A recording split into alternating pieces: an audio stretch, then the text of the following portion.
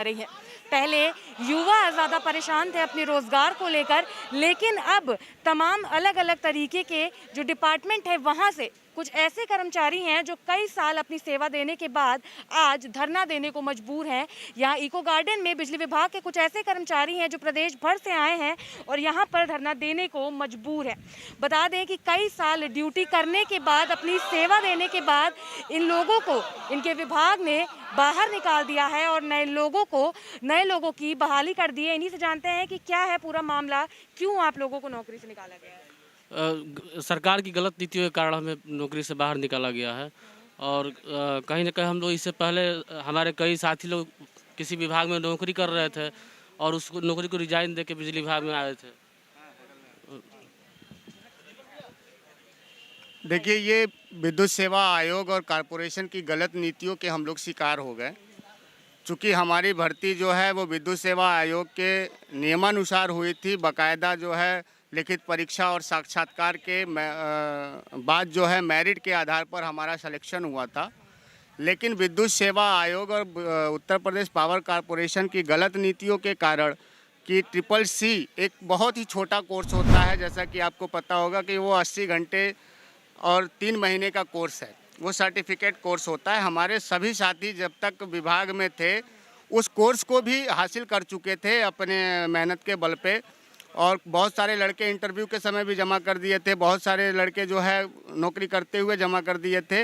लेकिन उसके बावजूद भी इनकी हठधर्मिता के कारण और इनकी मंशा ठीक न होने के कारण 26 मई 2018 को हमारी 3 साल की सेवा के बाद जो है हमारी सेवाएं समाप्त कर दी गई।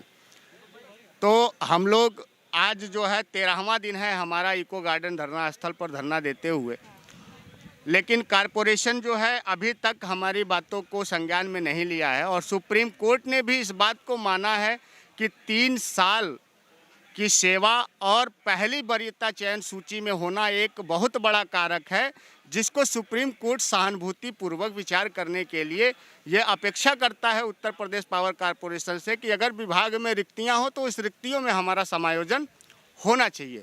लेकिन कॉरपोरेशन जो है इस बात को डिनाई करते हुए, इससे अपने आप को अलग रखते हुए यह कह देता है कि हमारे पास समायोजन का कोई नियम नहीं है, इसलिए हम समायोजन नहीं कर पाएंगे। लगभग कितने कर्मचारी हैं जिन लोगों को निष्कासित कर दिया गया है, नौकरी से निकाल दिया गया है? 603 कर्मचारी हैं अलग अलग जिलों के, पूरे प्रदेश से। क्या मतलब किसकी, विभाग की तरफ से क्या ऐसी चूक हो गई जिसका खामियाजा आप लोगों को भुगतना पड़ा?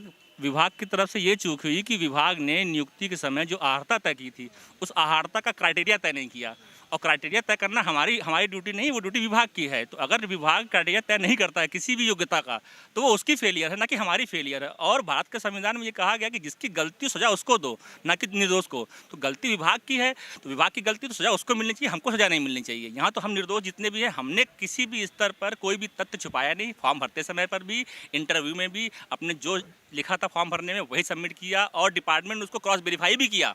क्रॉस वेरीफाई करके हमको ज्वाइनिंग दी। कितने साल आप लोगों ने काम किया, उसके बाद ये परेशानी आ रही है? करीबन हम लोग लगभग 3 साल सेवा की है। हम लोग 3 साल के बाद अचानक से रातों रात एक ऑर्डर आता है कि आज ही तत्काल इनको जो है इनके पद से निष्कासित कर दिया जाए।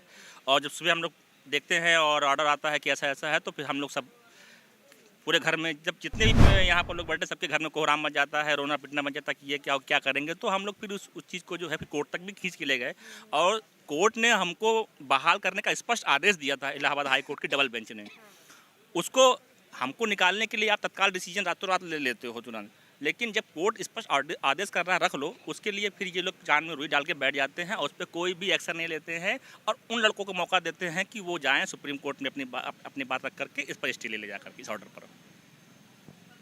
क्या लगता है कब तक आप लोगों की बात मान ली जाएगी, सुनवाई होगी नहीं होगी, क्या बात है? मैम, उम्मीद तो है कि शायद सुन ले सरकार, हमारे किसी तरह से मूड बना ले अपना, और हम लोगों की परेशानी को देखते हुए, बेरोजगारी को देखते हुए शायद हम लोगों को मौका दे।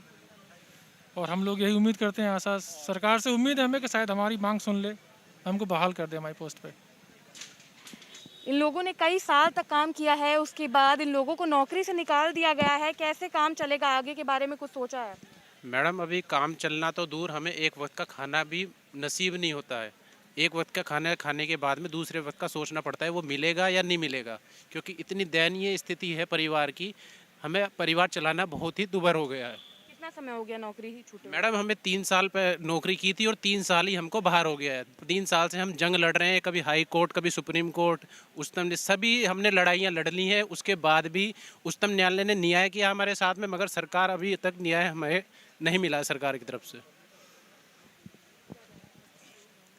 सरकार से हमारी यही है मांग है कि हमें समायोजित किया जाए, सरकार हमारे साथ न्याय करे। तो जैसा कि आपने देखा, यहाँ पर बिजली विभाग के कर्मचारी हैं जो प्रदेश भर से आए हैं। लगभग 3 साल अपनी सेवा देने के बाद अब इनको नौकरी